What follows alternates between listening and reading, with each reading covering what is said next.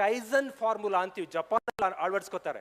Japan ಯಾಕೆ ಹಂಗೆ ಹುಚ್ಚರು ತರ ಬೆಳ್ಕೊಂಡು ನಿಂತ್ಕೊಂಡಿದೆ ಅಂದ್ರೆ, ಏನ್ ಹಿಂಗಂತಾರೆ ಅನ್ಸ್ತಾ ಇದೆಯಾ? ಹುಚ್ಚರು ತರ.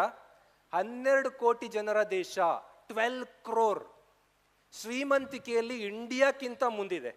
ನಾವು 144 ಕೋಟಿ ಜನರ ದೇಶ, ಅವ್ರಿಗಿಂತ 12 ಪಟ್ಟು ಪಾಪ್ಯುಲೇಟೆಡ್, ಸೈಜಲ್ಲಿ ಇಷ್ಟು ದೊಡ್ಡ ದೇಶ. ಮೈಕ್ರೋ ಜಪಾನ್ ಇವತ್ತು ನಮ್ಗಿಂತ ರಿಚ್ ಆಗಿದೆ ಅಂದ್ರೆ ದಿಸ್ ಇಸ್ ಫಾರ್ಮುಲಾ, ಕೈಜನ್ ಫಾರ್ಮುಲಾ. ಅಲ್ಲಿ ಮಕ್ಕಳಿಗೆ ಕಲ್ಸ್ಕೊಡೋದಿಷ್ಟೇ, ಡೈಲಿ 1% ಇಂಪ್ರೂವ್ ಆಗು. ಹಿಂಗ್ ಜಂಪ್ ಮಾಡ್ತಾ ಇದೀಯಾ ನೀನು, ಈ ಜಂಪ್ ಇವತ್ತು ಎಷ್ಟು ಮಾಡಿದೀಯಾ? 10 ಮಾಡಿದೀಯಾ, ನಾಳೆ 11 ಮಾಡು ಸಾಕಷ್ಟೇ. ನಮ್ಮಲ್ಲಿ ಹೆಂಗೆ ಅಂದ್ರೆ 10 ಅಷ್ಟೇ ಮಾಡ್ತೀಯಾ, 20 ಮಾಡು ಅಂತಾರೆ.